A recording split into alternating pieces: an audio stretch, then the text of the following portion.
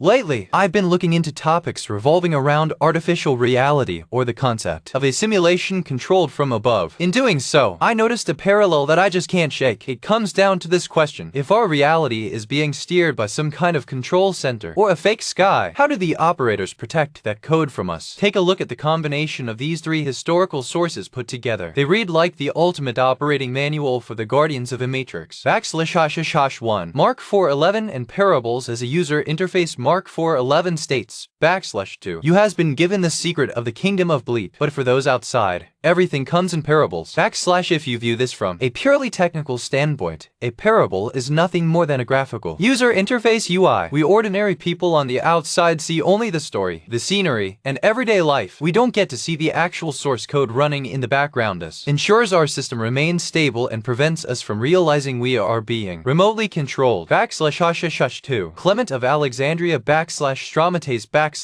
The strategy of encryption. In a similar vein, Clement, an early Christian writer, notes in chapter Romans 12 that it is absolutely essential to conceal true wisdom within a mystery, so as not to cast pearls before swine. He states quite openly that this knowledge must not be shared with everyone indiscriminately. A process of selective filtering is at work here. Anyone who attempts to hack the system without authorization gets kicked out or isolated as a glitch. /3 Genesis 3:24 The ultimate firewall and who guard the boundary. In Genesis 3:24, the cherubim are stationed with the flashing, flaming sword to guard the way to the tree of life. This represents the oldest border control in human history, a dynamic defense mechanism, preventing the simulation's prisoners from breaking through to the source and crashing the system. Why all this? The connection to prophecies, figures like Nostradamus or Edgar Cayce, through their visions, essentially gleaned only fragments of this master plan. If one were to attempt to crack these texts today using decryption programs